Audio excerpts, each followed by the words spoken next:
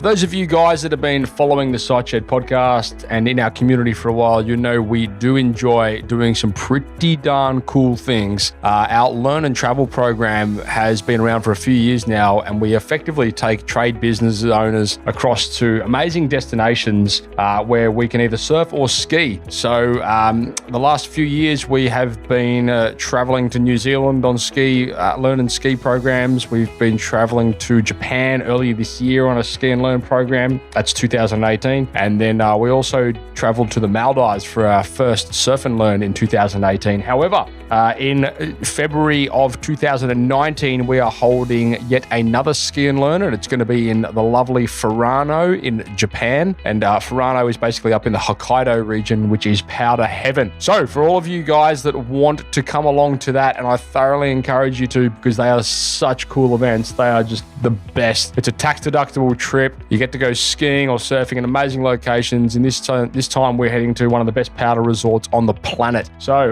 guys, head across to the siteshed.com/events and you can see the link there to the upcoming event. It's limited tickets, guys. Obviously, we've got to secure hotels and that kind of thing, so we can only take so many. We launched it a couple of days back and it is already filling up. So if you want to come, I thoroughly encourage you to get in there and get your deposit secured. If you've got any questions, you can hit us up on the Facebook group. Growing and scaling your business has a lot of implications. And this episode today, we're talking about how to build a business model, a building business model that is scalable. And the guy that I've got on the show today is my co-host on this series, Mr. Elsabbagh, and he's out of Ontario in Canada. He runs an extremely successful business which turns $15 to $20 million.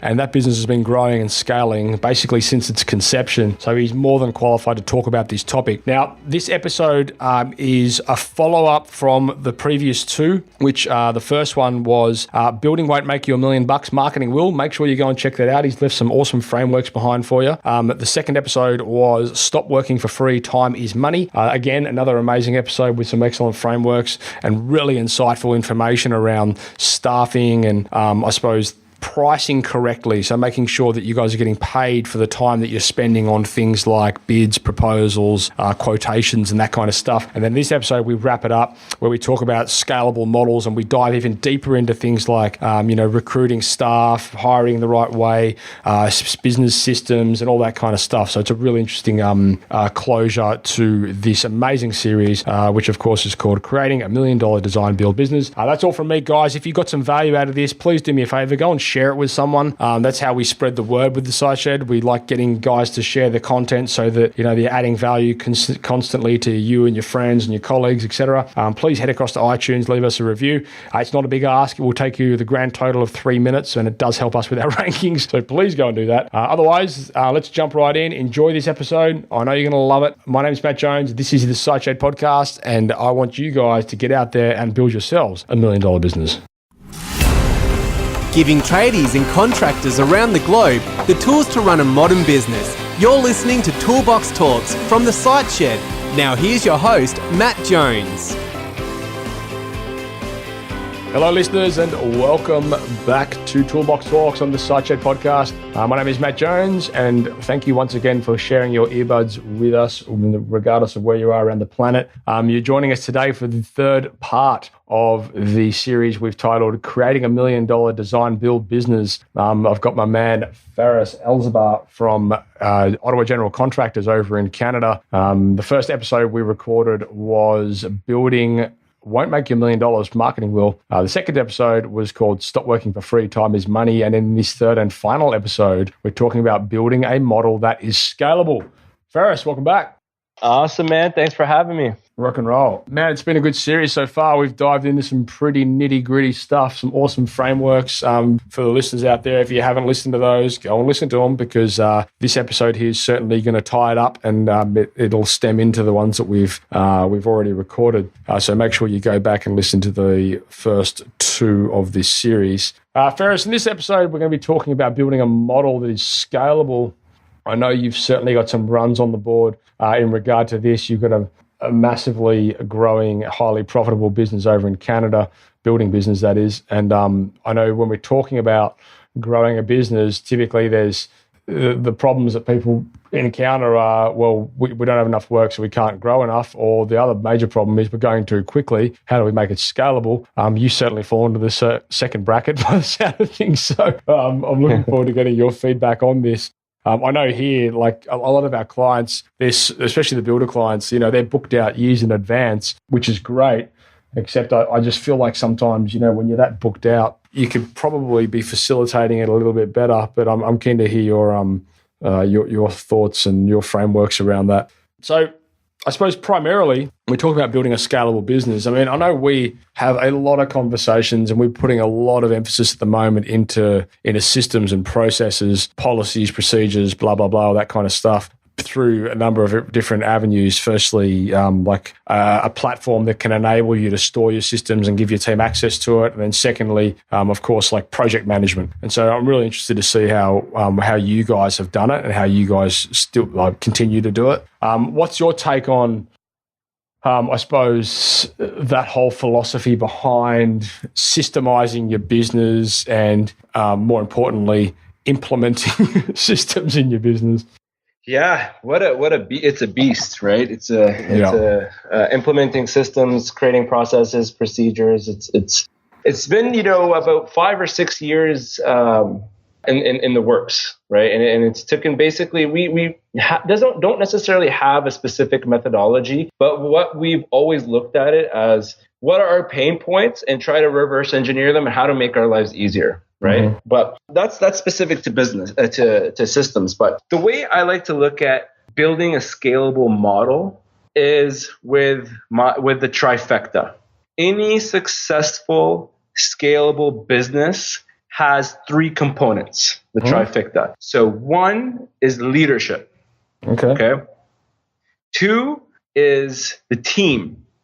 And then 3 is the system that's made up of, different system processes, procedures, frameworks, maybe some IT solutions there to kind of tie everybody in. You take one piece out of that trifecta and you do not have a scalable business. Interesting.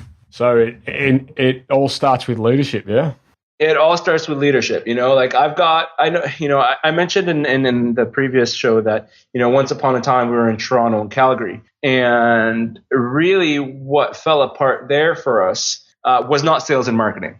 So, just to show you that if you've got leads, if you've got sales, doesn't mean you've got a scalable business. Like we went into Calgary in the first 11 months, did, $1 million in sales from 2 of my employees in Ottawa that we sent there. Right. But the problem was they weren't leaders. We just kind of took the first guy that was like, yeah, I'm ready to move and expand. And we're like, all right, let's go. You're just a project manager, but you don't necessarily have leadership skills, but I don't think you need it because we just got sales and marketing, right? Like right. It was a time where we're generating a whole crap load of leads and we had this cool system of qualifying and turning them into sales. But the problem happened when we did $1 million in 11 months.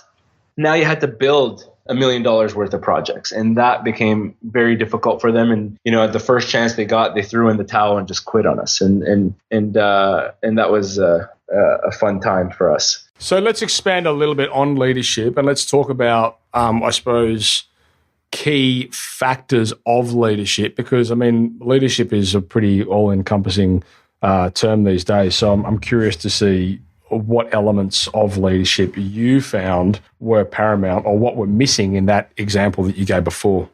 So, I've got some key traits for a successful leader in the build industry are leading from the front. I'm not going to ask something of my team if I'm not ready to do it myself. Mm-hmm. Now, that's one component of leading from the front. The second component is understanding what your team goes through, understanding the systems they have to use. Before when we kind of ran our company off of Google Drive, and when we transitioned to Salesforce, I made sure I knew that system like the back of my hand before I started going around and implementing it to everybody else, right? Like nobody really wants a leader that's just going to bark orders but not really know what they're talking about, mm-hmm. right? And especially in the build industry, right? Like those guys are the first guys that are laughed off the field or off the site or off the office. You know what I mean? So I take a very sports oriented approach to my business. I played football for 12 years, was captain of the football team, etc. So I learned a lot about being able to lead people and work with people, etc. And the way I like to look at the leadership part is kind of like a coach. The coach is always there on time. He expects his team to always have meetings on time. If they're, weekly meetings, they have to start at the same time. And it's all about consistency, preaching consistency and preaching the importance of discipline.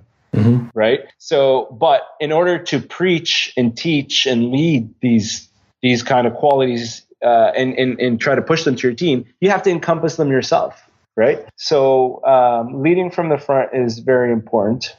Being very consistent is important in your message, in the direction of where you want to take the company and such. Okay. What about first, when you're talking about communication, like how does that look within the organization for you? I mean, you talk about, making sure that everyone's on the right path and, site meetings, all this kind of stuff. What does that look like? In terms of like, how do I make sure everybody's consistent? Well, yeah. I mean, how do you're saying, from a leadership perspective, it's important that everyone understands, that everyone's on the same page and, everyone's communicated to effectively. How do you communicate to your team? How do the guys that are running the jobs communicate to their team? How does that look? So you know what it is? It's I would say up until a few months ago, I was in every meeting. I was in every operations meeting. I was in every sales meeting. I was in every team meeting. And what was important for me was that I got the buy-in of my managers. So my sales managers, my operations manager, my general manager in my philosophy. So, showing up on time, just certain things that you wanted to see on your sites, site cleanliness, communication to clients, and just basically being repetitive. So it's like a checklist? Yeah, I guess you could, it should be a checklist. It's probably a mental checklist for me, but right. I was basically repetitive in my message every week for like years okay. To the point where it just became ingrained in our organizational culture. Yeah. Right. It scares me to step back, and every once in a while I'll put my ear to the door and just, try to hear what's going on. And it's almost scary because you almost start hearing yourself.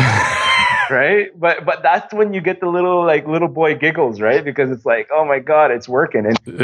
And a lot of it too is giving a little bit of love to your team every once in a while, having the sit down conversations that aren't necessarily all about, the deliverables that you need from them, and those go a long way. Actually, we had a conversation about that today because, our designers are kind of in their own section of the office and nobody really gives them love. And everybody's always asking them when the permit ready drawings are being handed in. And we wonder why they leave an hour early, right? Well, has anybody, talked to them? Have we sat down? Have we talked about all the exciting things that we got going on? Did we paint the big picture of where the ship is going? Like giving a little bit of love, being consistent in your messaging, leading from the front.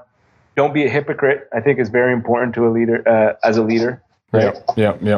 All right, cool. Because I know that's something that I don't even think that's a destination. Like I think that whole topic that we just touched on there is certainly a journey, and it's something that needs to be ever evolved. Because like it's kind of like showering. You don't just do it once and say right, it's done. Like I think it's something that you need to keep doing, and you need to keep investing in your staff. You need to keep talking to them, be expanding the communication pattern, especially when you're in a scenario, where you've got teams that are not necessarily in your office. I mean, that's another dynamic altogether. But we're sort of in that, we live in that world now, where there's, a lot of people have got staff that, will work from home or they work remote or they're offshore or whatever it is. And I think that communication pattern is now more critical than ever. Yeah, absolutely. And you know what? Like I mentally try to keep myself aware of key messages I want to get across to my team in the little time that I have to speak with them every day. Yeah. Whether I'm talking to a project manager and reminding them about how excited I am about how we have all these happy clients because we respect their space and take all this extra time to do all this site prep and, it's kind of like a subconscious way of just really putting the message across that, this is how our company should be run. Right. Yep. So, I think it's very important to be very consistent with your messaging and giving that love to your team daily. Okay, so we've spoken about leadership, which is paramount. I'm just curious, just before we jump into the team a little bit more, how do you know a leader that's coming through your business, or how do you hire a leader, or how do you basically put people in a leadership position?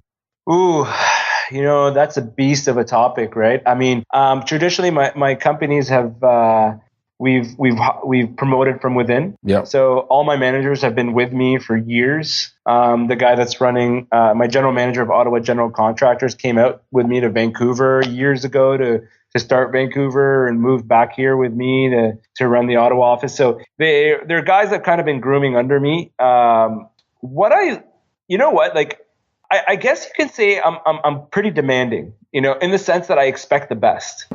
And typically the people that stick around with me are pretty solid because they're on the same page, right? Like, they expect the best of themselves. Yeah. And they constantly push themselves, and they do not get complacent. And in turn, I recognize that, like I feel like I can teach leaders the intricacies of how, construction works, or of how, our business runs, but you can't teach leadership. Really? To a certain degree. And I say that because I feel like one of my guys was not a leader, and I'm making him into a leader. Yeah.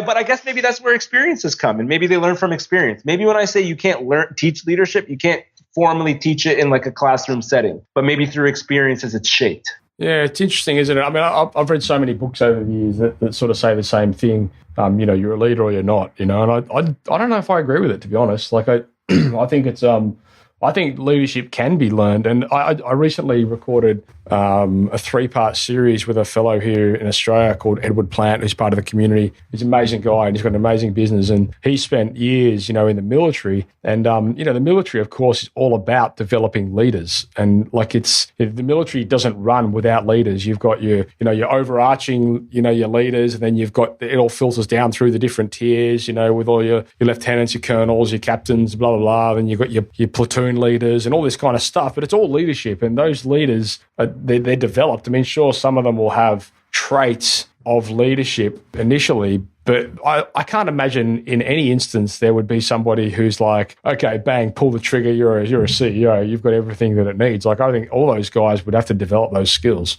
Yeah, no, that's true. Absolutely. And I think a big part of it is shaped through experience. Right. Understanding what works and what doesn't from different scenarios. Right. Yeah. So maybe it's not necessarily that it's not, it can't be taught, but I think it needs to be nurtured through experience. Yeah. Yeah. For sure. Right. Like, you can never have, like, I don't know how you can have a leader that hasn't gone through, experience being a leader, or being put in a position where he or she had to be a leader. Exactly. I think it's kind of ironic in a sense that, like, to my way of thinking, a good leader is someone that can help develop leaders. For me, I look for certain traits in individuals. Right. Like, having a positive attitude is very important. Right. Somebody who is committed to building themselves and the people around them and the company in turn is very important. Somebody that, is not necessarily just going to clock in and clock out, but, is looking to better everybody around them. Right? Yeah. Exactly. And I think those are things that are very apparent within some types of people and some different types of personalities. And they're things that can be built on that can help you create a leader, definitely. I couldn't agree more. Mm-hmm. All right. So in terms of the team, so you've spoken about leadership, I want to talk a little bit more about the team, and we did touch on it then, I suppose, when we're talking about communication and making sure everyone's on the same path. But, when we're talking about scaling a business, obviously you can't scale a business without people. Like, no one's ever done anything great on their own. So let's talk about, I suppose, recruiting, because I think that's a big thing. How do you guys go about the recruiting process so that you're constantly adding to your team, or adding the right people, I should clarify, to your team?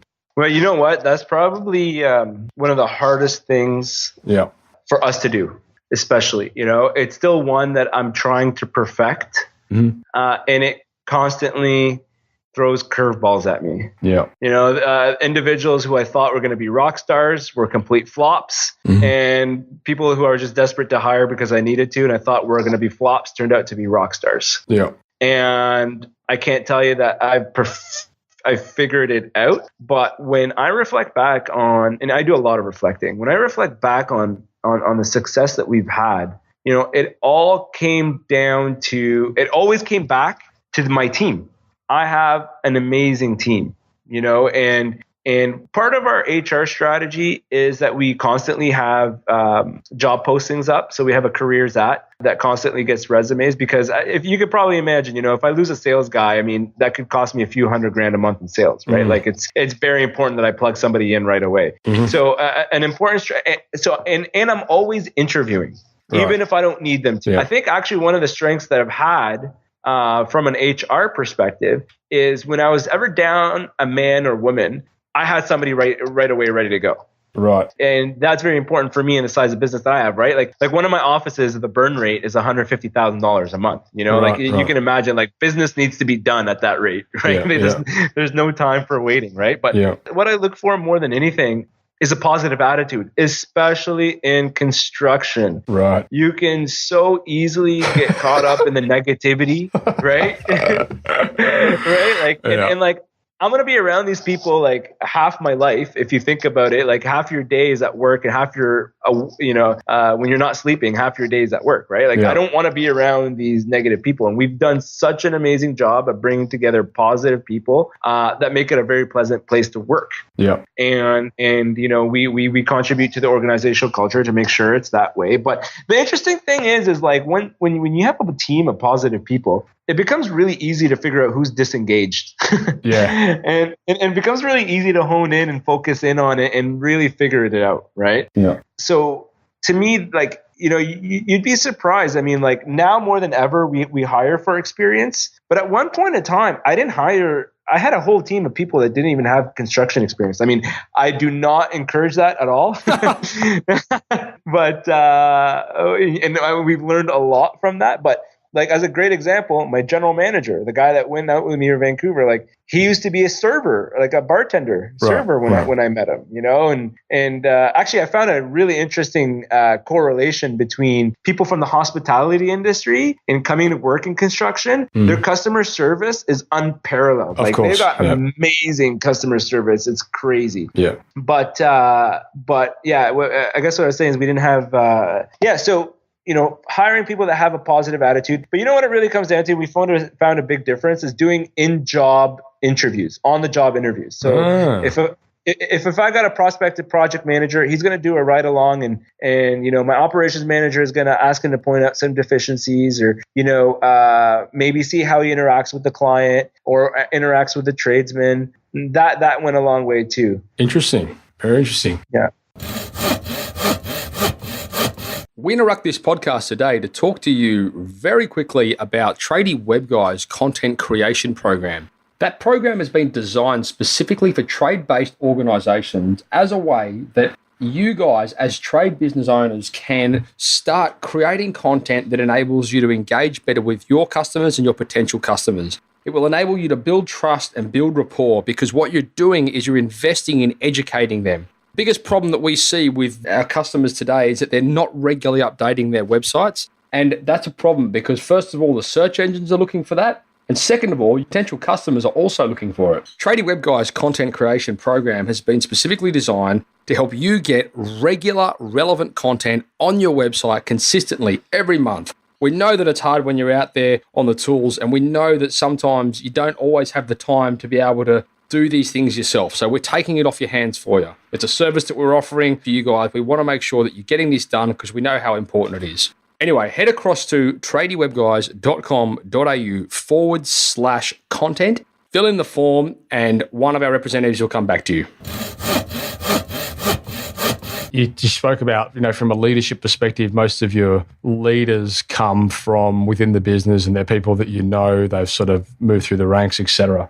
And it is interesting what you said as well about the gentleman that's came from a hospitality background, and he ended up as a general manager, because I think that's a really important point. Like, when you're talking about managing and leadership, it doesn't necessarily, like, that skill set doesn't necessarily have to have the technical know-how of, say, somebody who's running the projects. They just need to know how to, have the communication skills and be able to, I suppose, just lead and keep things running smoothly. They don't necessarily need to know, all the ins and outs of the products and whatnot, although it will help. But I think that's quite interesting. Yeah. And you look at some of these, these massive organization banks and, these, Fortune 500 companies around the world, and you look at their managing director or their CEOs, they're very often guys that have been and worked in, say Google CEO. The next minute they're working for a pharmaceutical franchise, which is like chalk and cheese in terms of products. But the skill set is relevant across the board through business, and they take that skill set and put it into a completely different vertical, and it still works.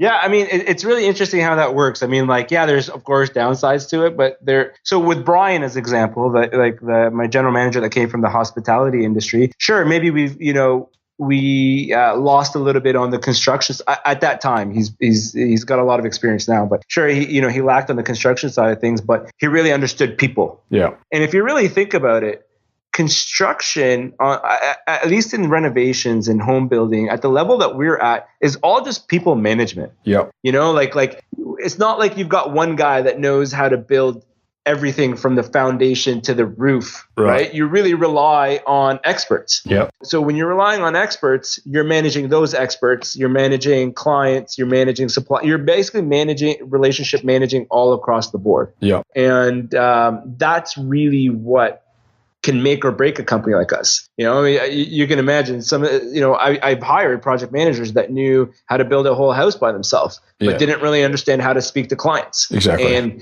And pissed off every contractor in my company. I actually had I had to fire a guy after 3 days of hiring him because I got maybe 10 calls that day asking me, who is this Mark guy and why is he doing this and that? Right. And I'm just like, and I look at him, I'm like, how did you manage to piss off 10 people in one day? Yeah. Like that, like from a technical perspective, from a construction technical perspective, he scored maybe like a 15 out of 10. Yeah. He knew everything, but from a people perspective, he had just zero skills in that area. And they're often the hardest people to train because they have that attitude of, well, I know everything and I've done this and I can do all this stuff and I've done it this way for so many years and this way works and I'm not going to do it your way. I know one of our builder clients here in Sydney had to let go one of his foremen for that exact reason. Like, he was really, really good, but he was just painful to work with and he wasn't on board with the direction the business wanted to go. And he was starting to create that negative element within the business, talking to other staff members and sort of talking behind the backs of people and all that kind of stuff. And it was becoming cancerous. So they just punted him.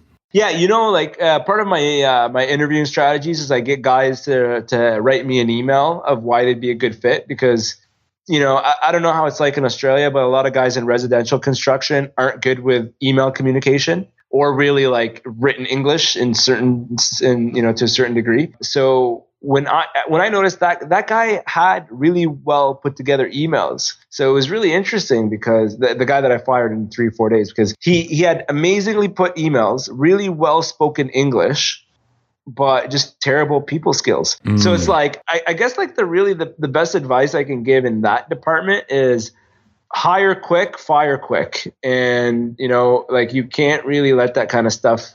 I'm not good at the fire quick example. I'm actually bad for that. I really don't like letting go of my staff, and I try everything because a few reasons. One, you build a relationship with them, and two, it's really costly turnover is really costly, right? Yeah. But in some instances, if you're gonna go in and piss off all my subcontractors, it's not gonna work out for you, Yeah.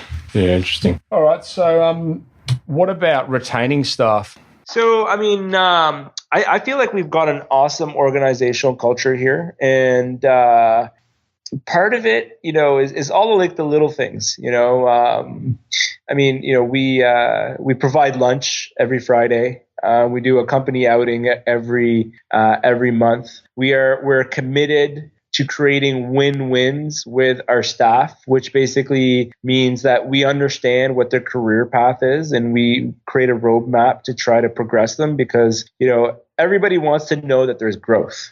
Yeah. Right. And if people feel like that there's growth, and if you can show them how to achieve growth, then you have an engaged staff. And a big part of it also too is not nitpicking at the little things. Like I mentioned to you, I had designers that are leaving an hour early. Like, I mean, although we are going to address it in the sense that we know it's happening, but we're not going to make it a big deal. Right? Like there's a lot more things going on, like the 10 architectural plans that he's working on and the permits that we're trying to get. You know what I mean? Like I feel like it's the 80-20 rule, like try to focus on 20% of the things that give you 80% of the results, right? As opposed to nitpicking on, because we've got, like, as an example, in the Ottawa staff, like I refer to Ottawa a lot because it's where I'm in the office here. So in Vancouver we got a GM. I don't really know too much about what's going on there, but in Ottawa, I'm here. I'm kind of ingrained in it, and it's really easy when you've got 25 people to pick at the little things.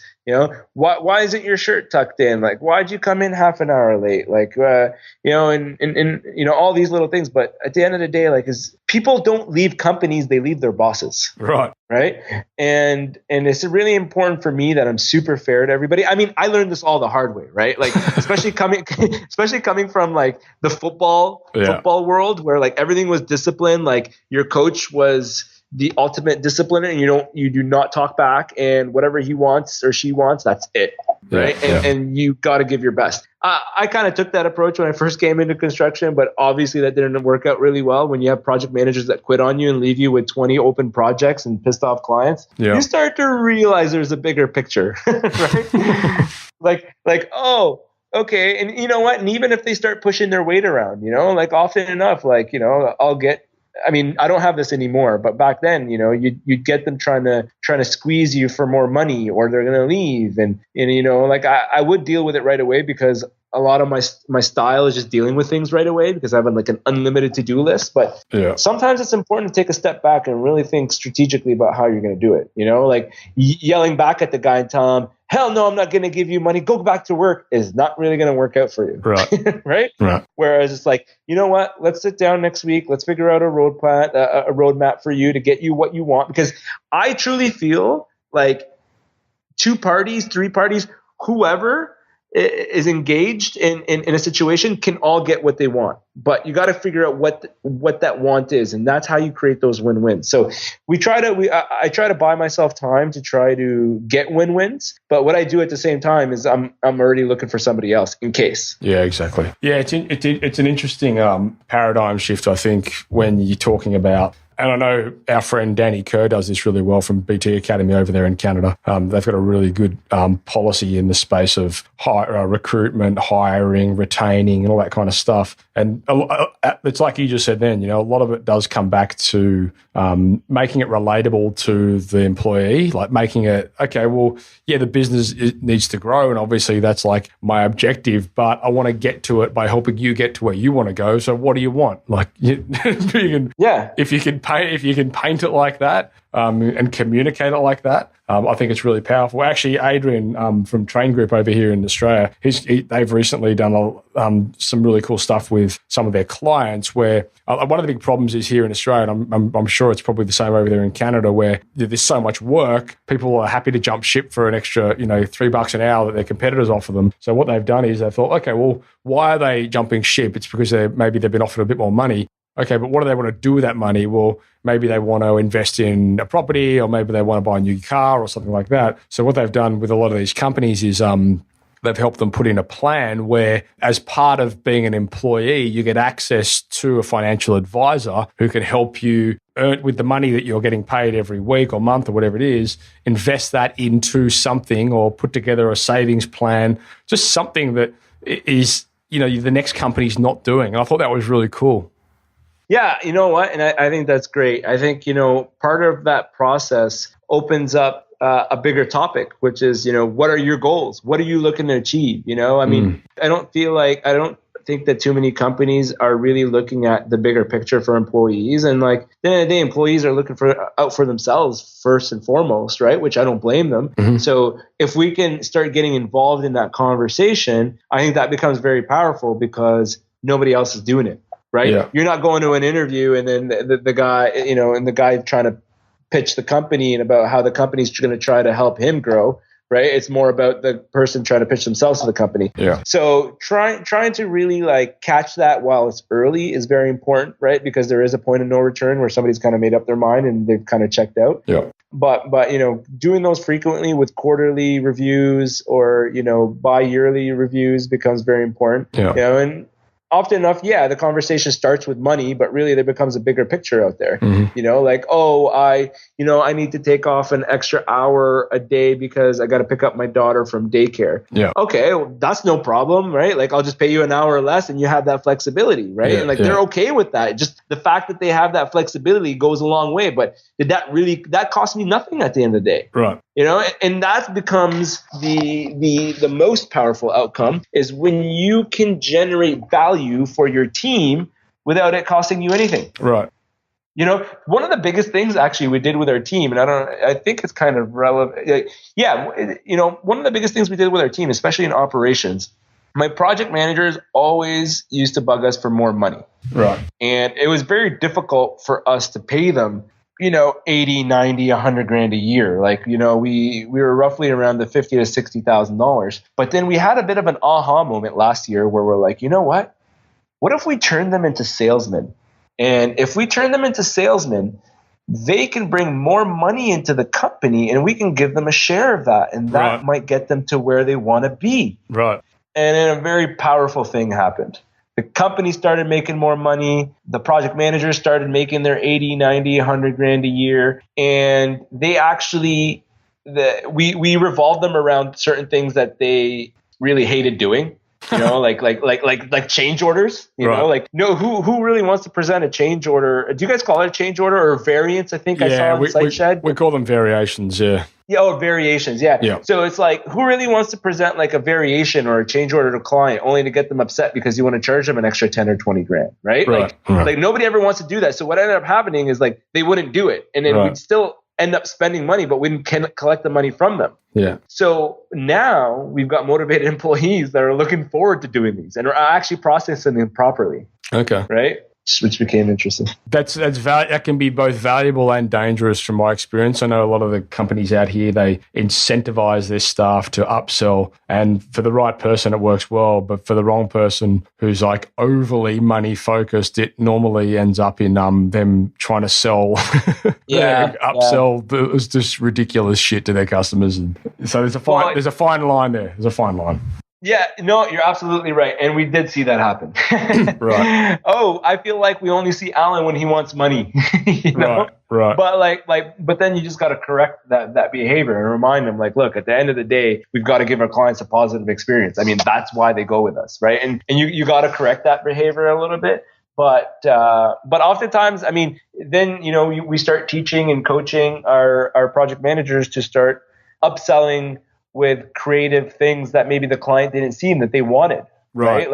It's not necessarily like charging somebody for something that didn't need to be charged for. Like they're all relevant, we're not in the business of scamming people. I mean, we're here for the long term, but as an example, like if we're already in a client's home and we're doing, a $50,000 basement, I mean, it doesn't hurt to ask them, hey, you know what? We're already here. We could probably replace the tiles in your ensuite for an extra $1,000. Yeah. Right. Like we're already there. Right. Yeah. So that was very powerful for us. That was a way for us to get that win-win that I was talking to you about. Yeah. I think you've sort of hit the nail on the head there. Like a lot of the guys, the way that they tackled that problem was instead of making the KPI more like a bigger ticket item they've sold, they made the KPI primarily feedback from the customer that they were getting value, and they were being treated correctly, and then the monetary upsell or whatever came into it was like the secondary thing. So if you didn't get the first thing, you don't get the commissions on the second thing. You've got to make sure that everything played out correctly. Otherwise, you turn into this big scamming sort of. Yeah. Yeah. Yeah, and then another incentive was, if they turned the project over and it was profitable and the client's ready to give us a good review, then they get to share in that success as well. Perfect. Yeah, that's great. Yeah. All right, cool. So look, we're getting to the end here. Just before we leave, I just wanted to ask you a couple of things, and you touched on it just then before. Well, you didn't directly, but you were talking about operations and sales and that kind of thing. I'm just wondering, what departments do you run within your organization? I kind of go with the flow and see where my attention is needed. Recently, it's... But do you have like a documented departments, your sales, marketing, operations, HR, that kind of stuff? Oh, yeah, we have them. Sorry, were you specifically asking which ones I run specifically? Yeah, well, I'm curious because, across the board, obviously we're doing a lot of development in this space for building companies and tradies and things like that. I'm just curious what you run personally within your business to get it to where it is today, which is, creating $1 million design build business. Like, what are the departments you have? Yeah, well, you know what? I've been fortunate, right? Like the last 5 years, we've done between 2 offices, $50 million of renovations in new homes. So yeah. I currently don't run any department. Okay. I'm kind of, I still come to the office because I have nowhere else better to go. and what are the departments? So we've got an operations department. We've got an HR department. Well, okay, so it's operations, admin, sales, and design. Okay. And within admin, I kind of toss in legal and HR. Yeah. But those are the 4 major ones. Yeah, okay, gotcha. Yeah, interesting. I know, because it's a big conversation around like when you guys are setting up their org chart, because we found now more than ever, like the more I look into this, the more I realize how relevant having an organizational chart is in your business, because everything flows from that initial org chart. So once you've got your departments, then you can start talking about your roles within the departments. Once you've got the roles, you can start talking about the responsibilities within those roles. And that's what enables you to scale, because then you can really start systemizing those different roles and responsibilities, which means you can outsource it, you can employ people, you can bring people on to fulfill that, which replaces yourself, which sounds exactly like what you've done. Now you just come into the office because you've got nothing better to do and the wife wants you out of the house. yeah, exactly. Or vice versa. I just want to be out of the house now. Exactly right. Yeah. No, and that's very important, right? Because every department's got its own responsibilities and whatnot. But an interesting role I'm looking to roll out in our company that's not really traditional is a director of client relationships. Mm-hmm. So this person would be involved with setting the expectations for the clients before we start the project, and would be involved with somehow maintaining a relationship with the client after we're done their project. Yeah. I'm trying to think what we had one of them in the last business I worked at, and I can't remember what they called them. They used to do that. They used to, before the technician went to site, they would call the client and say, "Hey, you just letting you know that so and so's 10 minutes from your house. I'm looking forward to on completion of the project. I'll be calling you again because I want to see how they went, make sure everything's happy." And they used to do all that kind of stuff. It was really good. Yeah, I think it's a great avenue to have them vent to you as opposed to the internet. Oh, yeah, 100%. Yeah. Because let's face it, if your renovation projects are not easy from a customer service point of view, like we mapped out the client renovation journey as kind of like, almost imagine like a U. Where it starts off strong and then it dips low and then it gets strong again. Yeah. And every renovation project's like that. You're always going to have a pissed off client.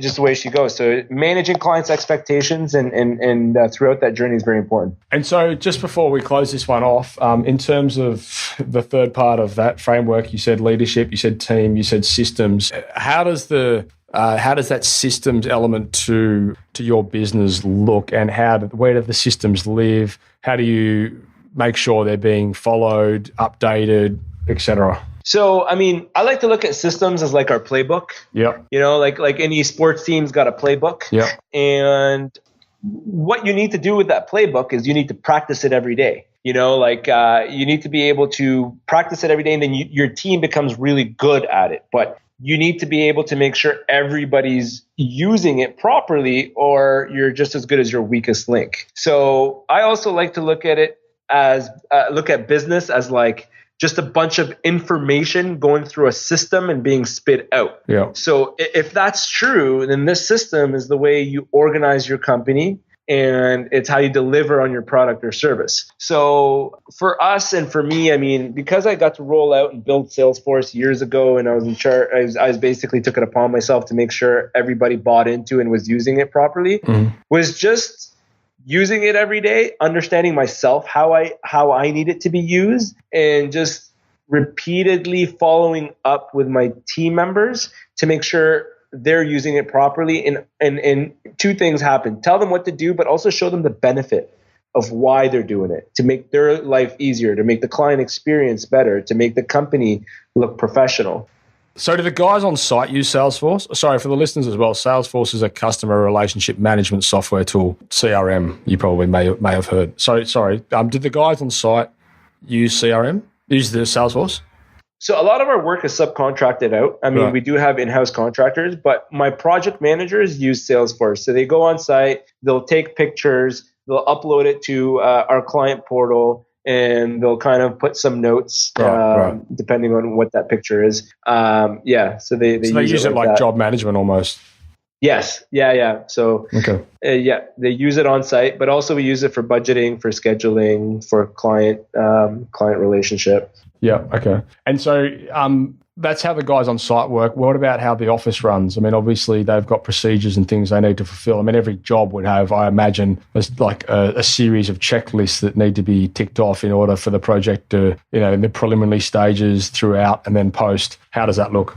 Well, you know what? And that's right? Like, if you think of it as like a system or as a playbook, all it takes is one team member to not do their part right for it all not to work, right? Because, the sales guy or our project consultant will close a job, but then he has to upload it to Salesforce. And if he doesn't upload it to Salesforce, then it doesn't turn into a project. If he doesn't turn into a project, I don't got budgets, I don't have schedules, I don't even have clients uploaded into their own client portal.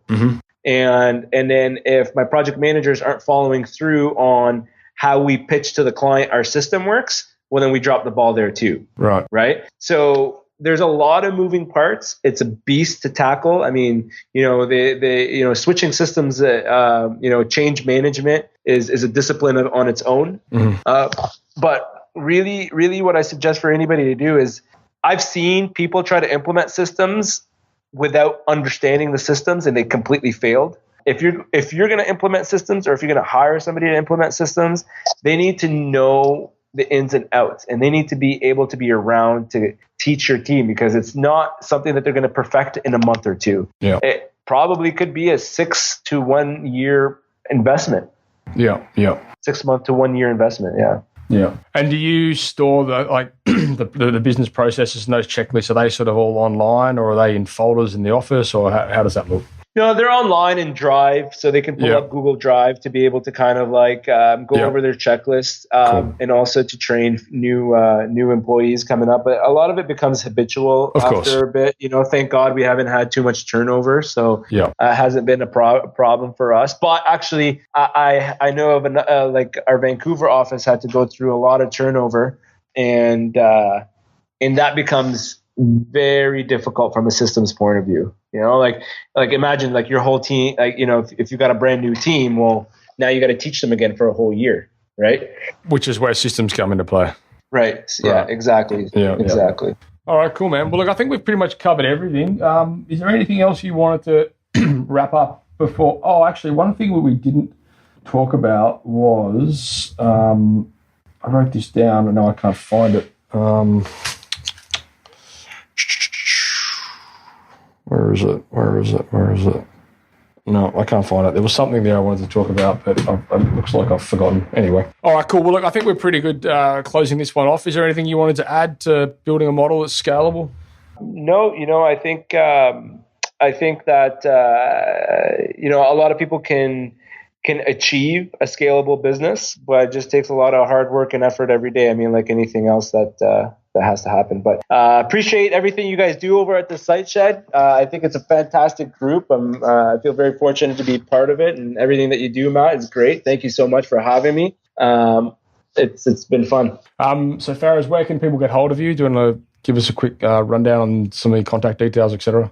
Yeah, so my email is Fares, Fares, at Ottawa General Contractors. That's OTTAWA, generalcontractors.com. And my Instagram is I am Fares, so IAMFARES. Right on. Perfect. All right. So, listeners out there, that was the third and final episode. That was building a model that is scalable. It's part of the Creating $1 Million Design Build business. If you have any questions or if you want any follow-ups or anything like that, by all means, you can do that. Probably the best place to do it is just to jump into the SiteShed Facebook private community there, and you can ask that question because Ferris is in that group. Or if you see one of these podcasts floating around across social media or wherever you hear it, by all means, you can leave a comment there and we will endeavor to get back to you. I think that's all, man. Thank you so much for your time. It's been amazing. You certainly are a wealth of knowledge, and mate, congratulations on building such a successful and continually expanding empire. Thanks, man. It's a battle every day, but, we make it happen. It's all about the fight. Yeah. The good fight. All right. Fantastic. Well, that's a wrap. Thank you for listening to another episode of Toolbox Talks. If you're liking what you hear, then you can head across to the siteshed.com where you can join our community by signing up to our Toolbox Talks. You'll get sent a weekly notification, which is basically a highlight of everything that we've spoken about during that week, along with any other industry news that may be relevant or specific to the trades. If you're enjoying the show, you can head across to iTunes, Stitcher, or SoundCloud, where you can leave us a review. That would be fantastic, and all the reviews get read out in the show. Likewise, if you have any friends or colleagues that you think would benefit from the show and the episodes that we create, then please go ahead and share it with them.